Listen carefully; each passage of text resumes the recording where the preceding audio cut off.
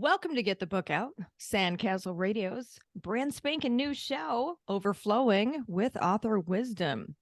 Jeremy Schreifels is a best-selling author whose book Road to 99, Write, Record, Reflect, Repeat, teaches you equal parts songwriting strategy and collaboration technique. He's here to share the proven processes he's used to keep creativity flowing and partnerships in writing strong. Over his many years of teaching music, playing drums all over the country, and through his production mastery, Jeremy has picked up and implemented calm genius knowledge. And we are the lucky ducks to enjoy his company today. Please welcome my friend, Jeremy Schreifels. Well, it's so good to be in great conversation with you once again, Hillary. I'm just excited to be here today. We're both excited to be here today. Yes, of course we are. Yes, we are. We We are absolutely are. living and on another day on the right side of the grass. Yes, another side of the grass. Is that how the saying goes? I'd just like to say it's on the right side of the grass because I don't want to be on the underside. Oh, well, it's true. The underside is where all the worms are, so we don't want to go there. That's right. Let's leave I that for somebody else. yeah, absolutely, and they can enjoy themselves. That's So right.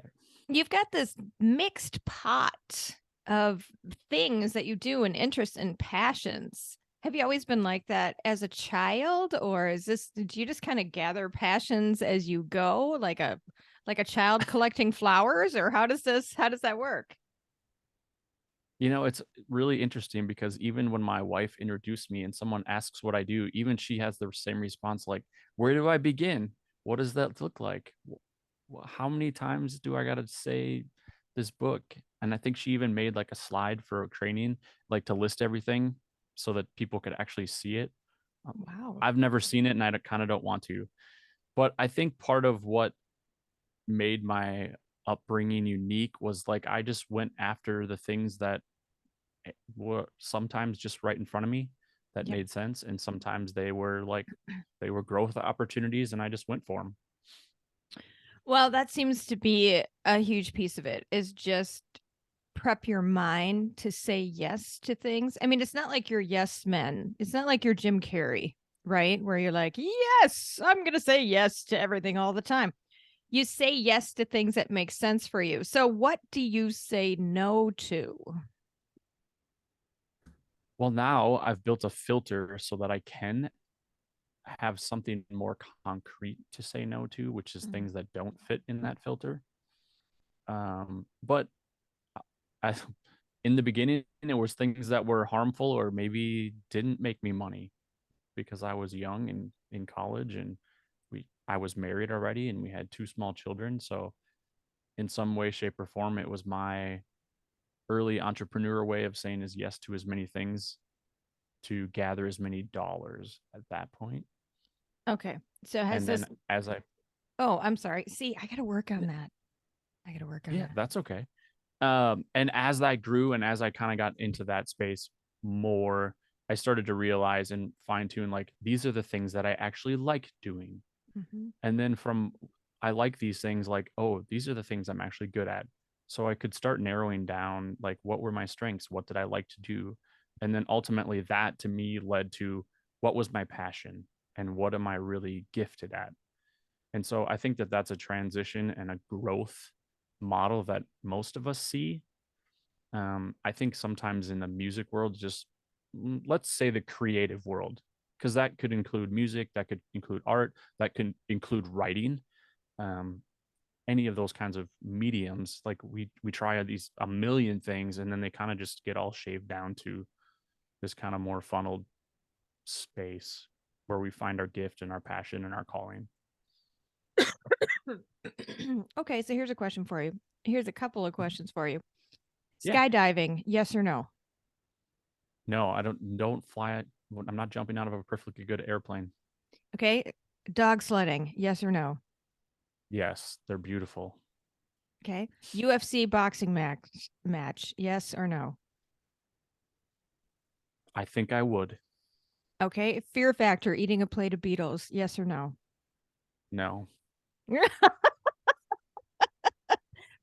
for $1 billion. Yes or no? Okay. Okay. Okay. So everybody's got a price, right? We all have a price, right? I mean, I've eaten a cricket, so Ooh. a beetle can't be that much different, right? Ooh, but a whole plate of them. Ooh, And you're like yeah, true. crunching on there. $1 billion. Yeah. Yeah, that's probably worth it. Yeah. All right. So outside of eating crickets, you are in production, and this is how you arrived at this place in your life, coming to it from a sense of like, I love this. I want to do it. What was the first production piece that you ever did? I'm switching up the questions today. Yes, you are. I'm trying not to follow along, but I am following along. Uh, the production piece for me, I think, really kind of began in college because I ended up switching my majors to a theory comp major, so I started creating then. Mhm. Um, and I think production takes on an interesting definition at this point because everybody thinks production now is like electronics and all these kinds of things, but like if you go to a theater production, it doesn't include any of those things. Mm-hmm. So a production is really the collective creative way of putting things together. And so I would say my first kind of major production was a piece that I wrote for orchestra in college, and then actually won a competition and had it performed. So that was pretty incredible. That's probably my most, I don't know, famous production, so to speak. And then after that, it was the release of my first album of my own called um, Vortex, I think is the name of the album. Yes. What? You released an album and I did not know this, and it's not in your bio? Come on, man. I'm right. There you go. It's just, it's one of those, I don't talk a lot about the music I release. I do have a Spotify artist channel out there that has a few albums and a bunch of singles on it from collaborations. But my first album was called Vortex, and that was built off of around a song that I had written for my grandfather when he passed. Oh my goodness. Okay. And every time I talk to you, I get a little bit more of a taste of your sentimentality too. Like, Yes. like when people see you, they might be like, "Oh my man, he's like a rocker. He's gonna rock out. Let's rock out." But every question I answer you is always like, "Well, this is when the super meaningful thing happened, and this is when the super meaningful thing happened." And so that's pretty amazing. So America wants to know the answer to the question. I'm going to say maybe not America, but rockers around the world, okay? Songwriters who are striving every day to hit that perfect composition want to know what makes a great song? Great song is really a song that more than one person wants to listen to. That makes a great song. Oh, that's great. That's a What very makes a good. what makes a hit song? Yeah, When maybe. millions of people want to listen to that song. What are the Yeah. ingredients of that, do you think? I think the perfect synergy of the elements of melody and lyric Mhm. with the emotion of rhythm come together. Give me an example of a song. An example of a song. Like is it Bohemian Rhapsody? Is it is it Purple Rain? Is it one of Elvis Presley's? Like the people that like we want to listen to People their that you, songs. yeah. I think Purple Rain is a great example, being that we're from Minnesota. I think that Oh. that is an amazing example because it captured a moment in time in history, and it captured a significant emotion, Okay. not just from the song standpoint, but in that case, from a visual standpoint, right? Because of the movie. Yeah. So Right the on. visual and the audio came together. Yeah, totally. And it's a love of a I think it's a theme I'm hearing lately from people is the love of the underdog as well. Yes. So we've gotten to this always flies so fast, but we've gotten to the first segment where we're going Mm-hmm. to talk about your favorite song and what lights you up. So, what's your favorite song? Right now, what did I put my favorite song on here? It's where's where did oh you took it off? I didn't touch anything. You didn't take off your because usually I've got your songs listed and then I'll say like how long it takes. But then again, this was the first script. Yep. Yeah. So So I think that it's you're I think I there. used You're There. Yeah, Yep. I used You're There. Yep. And that you know, it being my favorite song just because I co-wrote it with my friend CJ, Yeah. and it has again deep personal meaning, and it's something I can keep coming back to. We're coming into the holiday season, so for me that's also impactful. So what is this song about? This song is about, you know, a son and his father doing things that sons and fathers do that maybe moms don't know about. um, Going down to the fishing hole, um, maybe driving too fast on the back roads and you getting to drive and dad has to hold on a little bit tight. Well, Those kind of fun memories. I'll tell you one of my memories of my dad, and then we're going to listen to this song, which is amazing, even more amazing because you worked on it with your friend CJ Wilder. So when my dad was teaching me how to drive, it was a big stick shift, and he took me out into the middle of the desert and he put his shoe in the middle of the road and he said, "Okay, go ahead and drive right up to that shoe and don't run it over." And I did it. I did it. It was great. It was like, well, if I run it over, that's okay. Then he put himself in the road in front of the car and said, "Okay, Of course drive he did. and don't hit me." And I did. The sweat was running down my face. We were in a big desert in California, but when you talk about dads and their children and what goes on, it's a little bit like Vegas. What happens there stays there. Exactly, because we probably didn't tell mom about that, did we, till years later. Years later, it was not it was not like you go home and say, "Hey, guess what happened today?" Exactly. That's a little Exactly. crazy. So this next part fulfills a girlhood dream, yo. Let's spin Jer's tune and kick back for a minute on the one and only Sandcastle Radio, America's hottest online variety and music station. Here's You're There.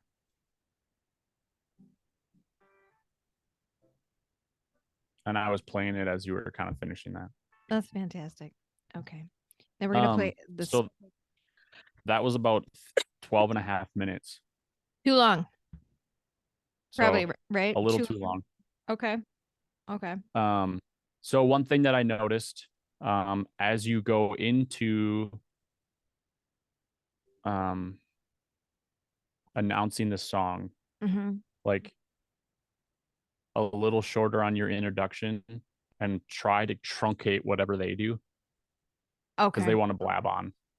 Yep. Right. Okay. Okay. And then decide whether you want to do something on the end of it or not, because you want, like what you just did. I remember a time when I was with my father and then you went on Yeah. for another minute and a half. Was that a minute and a And half? so, I don't yeah, think it I goes can by tell time. fast. That's what my problem is. This whole time has been like, oh, I'm looking at the wrong hand on the clock. I was taught Look at wrong. the big one moves faster. Yeah. Oh my God, that's hysterical. Okay. So just think about that and like maybe on one of them do that. And then the rest of them be just like, that sounds fantastic. And here's Okay. I will do that. I think sometimes think about it when you are in one of your author coaching sessions and you're talking about an outline. Oh, that's And good. you're like, okay, hey, cool. I hear you talking about all these things and you're doing all these things. But here's where we need to be right now. Yes. And they'll be like, blah, blah, blah. And you're like, okay, and next. Okay. Like, so being a little bit more like, it'll sound or it might feel to you, not me over here or whoever's on the other end of it, it'll probably feel to you a little bit like you're cutting them off or being too That's abrupt or what it anything. feels like. That's why I do Yeah. it, because and I'm a people pleaser. So I'm always like, I want to love everybody and encourage them and get Mhm. them talking. And then all of a sudden the show's an hour and a half. So, Yep.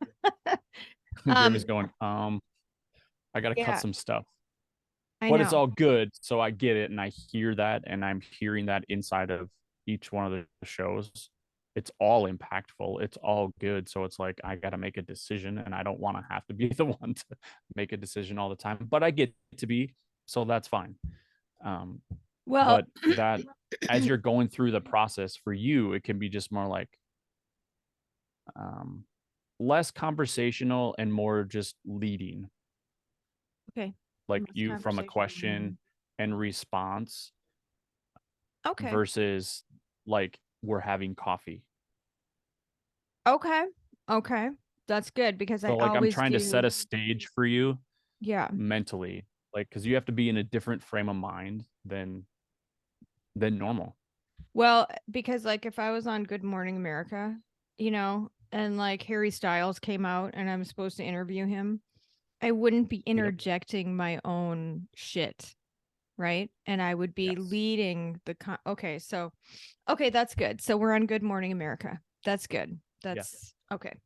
And you All only right. get this much time, and they're going to cut you for commercials, and people are going to be waving their hands, and they'll be like, Okay. all those kind of red flashy lights and all those kinds of things.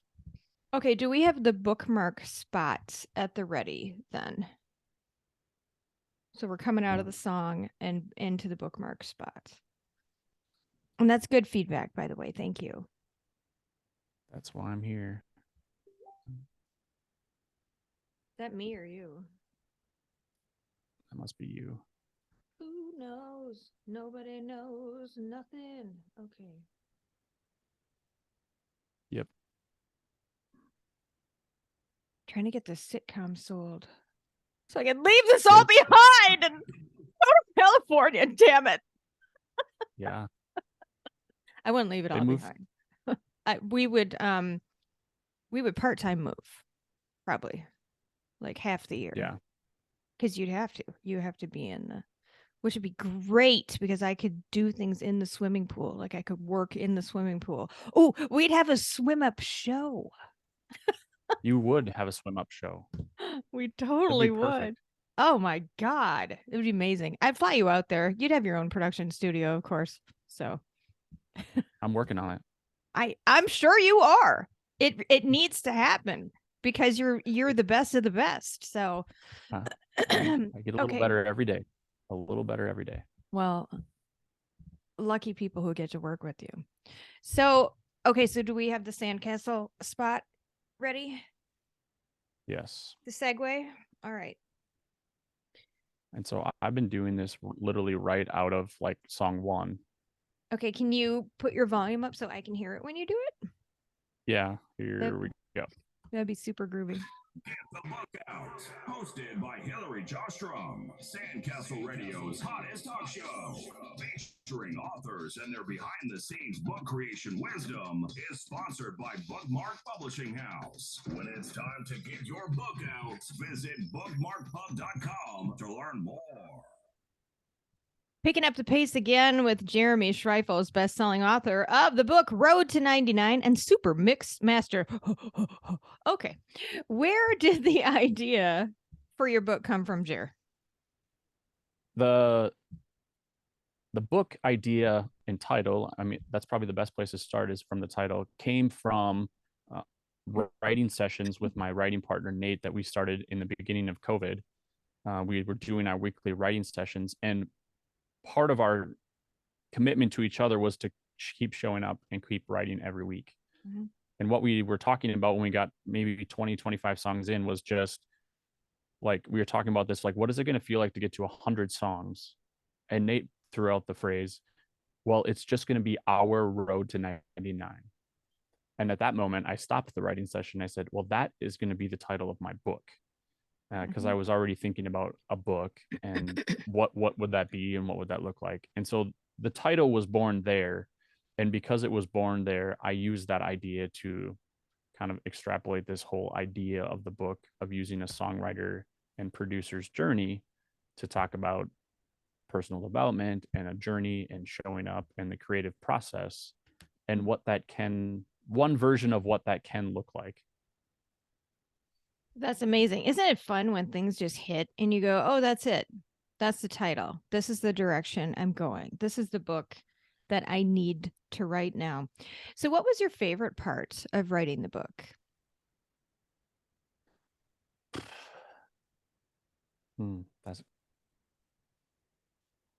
I think my favorite part of writing the book was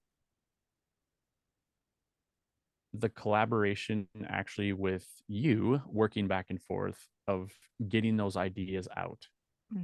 I obviously in the songwriting space and the creative space, I like that collaboration and building off of that. And so for me, that was probably my favorite part because it was a part that I understand. I can understand collaborating with someone, and I don't understand how to write a book because it was my first one. And so it was me being a new person in the room. So you did that with collaboration, but you designed your own cover solo. How in the world did you know how to even get started? Well, I spent a number of years doing graphic design and creating things, and I'm a very visual person. I love visual art. I love all things visual, and I'm very particular, as I've found out, not in a negative way, but just in a very much like I know what I like and I know what I like to see. And when I had the title, and because of the collaboration between me here in Minneapolis and my writing partner, Nate, in Nashville, I wanted to incorporate those two elements. And then it just made it very simple. I wanted it impactful, so I chose the colors black and red immediately. That's how that is how the whole cover came together, and it was probably an hour's worth of work. Oh, it's an hour's worth of work. So here's the part where sorry, I'm hot and cold today. I can do this because we're not on the air for real. I am just hot and cold all day. Okay. Here's the part where I have trouble transitioning. Like the next question is what song defined your teenage years, but I feel like it doesn't relate to any of the questions before it. So it's hard for me to just like jump right in. Is it okay to just jump right in and ask, or? Yeah, and I don't know that you have to be, and I think that as the show goes on, people are going to be like, oh, she already asked her the favorite song. Oh, now it has to be the teenage years, and then it has to be the, the soundtrack of your life, those kind of three markers. Okay. I think that that's okay to just be like, because the goal is to play music. It's not to interview the whole time. Yes. And I wonder. And so that's your out. Okay. So we're going to pause here. I love that question, or I love that answer. We're going to pause here. And as we go into, whatever the next song is, and maybe that's a new transition you use, as we go into the song that is, Lose Yourself by Eminem, which you stated was the soundtrack of your youth. Yes. Right? Okay.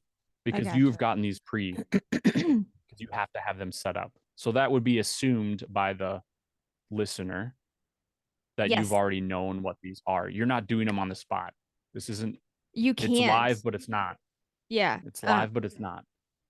Well, and you can't because Joshua didn't remember his song. So then I filed that away, and I was like, okay, so I can't leave it up to him because then we're not gonna have the appropriate song queued up and everything. So I will announce the song, and I think also in the introduction, I'll revisit the concept that like this is a talk show, music show. So you're going to get to know a little bit more about these people, not only through talk, but learning about their favorite music and, just kind of give that information so people can go, okay. And that way, when a question comes up like this, it doesn't feel like an abrupt shift of like, where did that come from? Yeah. And maybe you just talk about it as like music is the thread of this show. and we're going to weave that into our conversation. See, don't forget that sentence. I love it, but my brain's not working very well right now. So let's not forget that. I love that. And I want to put that in all of the intros to just, reintroduce that so people get it. So Jeremy, you told me the song that defined your teenage years is Lose Yourself by Eminem. I was a little shocked at that, but I thought it was super coolio. And we're going to hear what Eminem has to say and how that related to you. See, this is where I suck at the segues. Like when we go live, right? It's like, and you could be a little bit like in this case, you could be like, and this is pretty specific, right? Because Lose Yourself, and you probably know the story of this song specifically. You might not know every one of them, but you can be like, I can imagine that what your life would have been like as a teenager based on this song. Yeah. Now you, listener, decide for yourself. Boom. See, you're so good at like that. maybe you don't even give them the opportunity to make an explanation each time. Oh, that's that again is going to cut down. Okay. I mean, that could cut down 2 minutes. All right, so let me try it again. Yeah. So Jeremy shared that the song that defined his teenage years is Lose Yourself by Eminem. I'm not sure if you're familiar with that song, but in listening to it, I can imagine what his headspace might have been. And now it's your turn. So listen to Lose Yourself by Eminem and see what you think. Hold on. I'm so sorry. I have to take this. It's my daughter trying to get a house. Do it. You're on the air. Hi. Did you get it? You got the house? Yeah. Oh, you did. Okay. So we're doing a radio show run through right now. I'll call you right back. But that's great. Okay. That's amazing. That is amazing. She's 23. She's renting her first house. That's amazing. Amazing. So, and I think too, as we go that, and this is where the state fair thing is, where I just kind of fumbled and I was like, I'm just going to have to be uncomfortable sometimes and search for words and just launch the song out there. And then I'll get more comfortable with it. My biggest thing as a writer, and maybe this isn't even a DJ thing, is I'm always trying to say things differently. So I hang up if I'm not always like shooting from the hip and being super cool and doing this and that. But the super coolness of that usually comes after I think about it. Like I can interview people and extract information and stuff like that. But when it comes to something very simple like song transition, it's harder for me. Yes. Okay. So it's okay to be repetitive. And remember, I think I told you this last week, but the listen, you're only going to hear it once. You know what I mean? You personally are saying it ad nauseum. However, that person might only hear it once, and it goes by so fast. That's true. I do. I mean, if I think about like who I listen to as a DJ, and I'm never like, well, you said that last week. All right. Well, all right. So I'm going to skip this part. You only get that music because this next part's longer, and I'm going to try and chop that up a little bit as well. So get the book out is like the ocean. We just keep wading in deeper and deeper. And that's where we're going with Jeremy Schreifels, our honored guest and best-selling author on today's show. One of the things I love the most about Jer's book is his actionable content. We'll explain what that means as we talk to him a little bit more. So when we discuss actionable content, that means taking action on something. So giving people an idea, I want you to do this step right here. You have a number of exercises that people can do. Brain showers is one, writing prompts is one. What can you tell us about those exercises?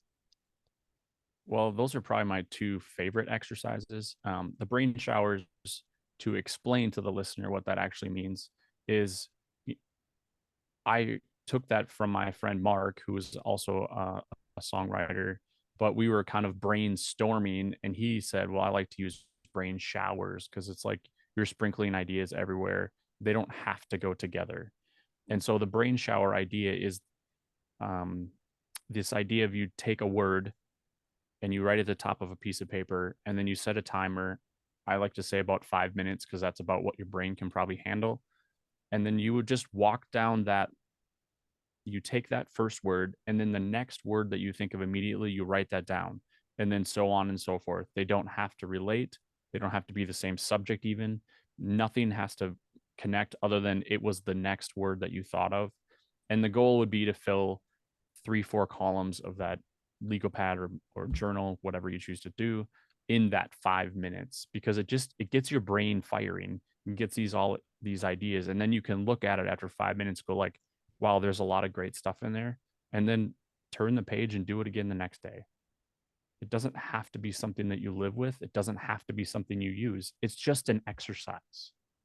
A lot of good tools coming from Jeremy Schreifels today. We'll come back in just a moment. Now I want to chat a little about Bookmark Publishing House so you know who the heck fire we are. We are the publisher helping authors everywhere get published. Yes, I'm a proud part of the bookmark biz, and I can tell you after helping over 100 authors get over the finish line, there's a method behind the madness. If you're ready to get the book out, we'd love to hear from you at bookmarkpub.com. Jeremy, what is the soundtrack to your life? Oh, shoot. I'm not giving you that. Okay. But like, I'm trying to remember the answer. What's the song? Quiet Your Mind. Oh, that's right. Jeremy has told us that the song Quiet Your Mind by Zach Brown Band is the soundtrack to his life. Jeremy, can you tell us a little bit about that? I would riff on that all day long, but I can't right now. So I'm going to throw it over to you.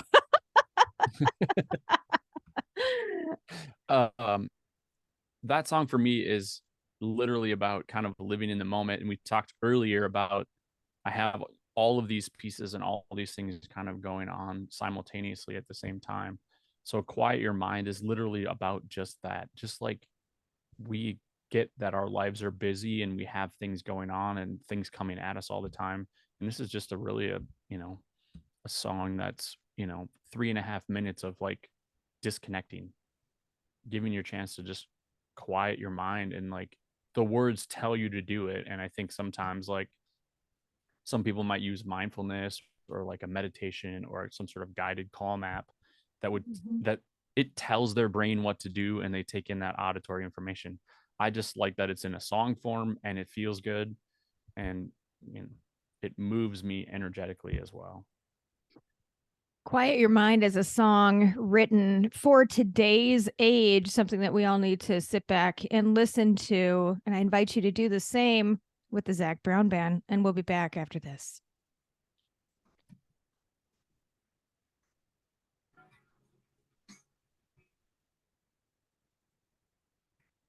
That's Quiet Your Mind with the Zach Brown Band. I hope you enjoyed it as much as we did here in the studio. What's the one thing people don't know about you, Jeremy? Oh, what did I say? That you are a phlebotomist? No. I like long walks on cold Antarctica days. No. Oh, what did you say? Good golly. What did you say? Well, you're classically trained. It was really good in the moment. It was really good. You have a coffee company. I do have a coffee company. That would be something most people don't know about me. I have my own coffee brand and coffee company, and it's wonderful. Yep, but that wasn't It's called the Producer's Blend. I wish you would do a decaf, because I would straight up have you as my dealer, because I can't do regular coffee, or I would not be able to walk. So I am coming out. I'm gonna do a Sumatra blend. So Producer's Blend is like a medium roast. And so I'm coming out with the Bebop blend that will be Sumatra. So it'll be dark roast, which is actually what I like. I love the dark roast. Yes. Because it has less caffeine and and a bolder taste. So the lighter the roast, the more caffeine. The darker the roast, less caffeine, more taste. I did not know that. Well, maybe I can drink it. I'll give it a Yeah. spin for you. I'll try a cup. We'll see how Okay. it goes. If you don't You hear can from me in drink the 3 rest. days. Yeah. I'll give it to my But husband. I have also thought about a decaf because I've had that same comment from multiple people. So Yeah. Yeah. I So just I'm have to not come up the with a cool musician name for decaf, which seems slow jam. yeah, this is the slow jam roast. Okay, maybe that's it. Yeah. You know. Here's the rundown again, so you know where to find Jeremy Schreifels and his best-selling book available on Amazon. If you want more info on Jeremy or would love to work with him, just hit him up at roadto99book.com. And every show, just to give you a pleasurable little earworm to stay with you for the rest of the day, I'm playing one of Josh Skye's songs until we run out. My fave this week is Euphoria off his Comfortable Volume 1 album. Enjoy.